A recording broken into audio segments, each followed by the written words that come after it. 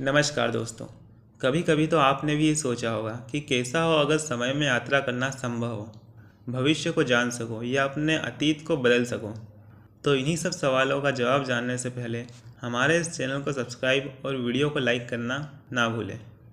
Time travel से मिलते जुलते केसेस, जैसे कि कुछ अनआइडेंटिफाइड लोगों का मिलना और गायब हो जाना, किसी फ्लाइट का हवा में ही लापता होना और कई सालों बाद लैंड करना, और ऐसे कई किस्से सामने आए हैं। इनके बारे में हम किसी और वीडियो में बात करेंगे। लेकिन सवाल ये है कि क्या सच में टाइम ट्रेवल पॉसिबल है या ये सिर्फ एक मिथ है। अगर हम आइंस्टाइन के जनरल थ्योरी ऑफ रिलेटिविटी के अनुसार देखें तो समय में आगे जाना संभव है। इसके दो रास्ते हैं, ग्रेविटी और स्पीड ऑफ लाइट। अगर हम एक ऐसा आविष्कार बना लेते हैं जिससे हम स्पीड ऑफ लाइट के बहुत करीब ट्रेवल कर सकें, तो इस स्पीड पर हमारे लिए समय की गति बहुत धीमी हो जाएगी। थ्योरी ऑफ रिलेटिविटी के according speed of light constant होती है, बदल नहीं सकती। इसलिए जब कोई मूव करता है तो उसके लिए समय धीमा हो जाता है। और दूसरा रास्ता ग्रेविटी। अगर कोई हाई ग्रेविटी वाले ऑब्जेक्ट जैसे कि ब्लैक होल के करीब है तो इस केस में भी उसके लिए टाइम स्लो हो जाएगा।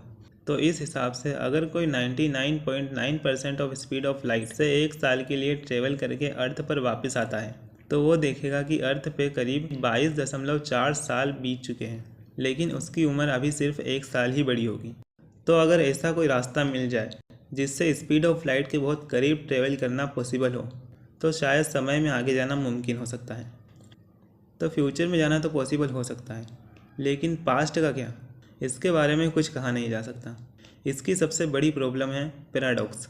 मान लो अगर किसी व्यक्ति ने पास्ट में जाकर अपने ग्रैंडफादर को मार दिया तो फिर उसके फादर पैदा नहीं होंगे और वो व्यक्ति खुद भी पैदा नहीं होगा, तो फिर पास्ट में जाने वाला कौन था।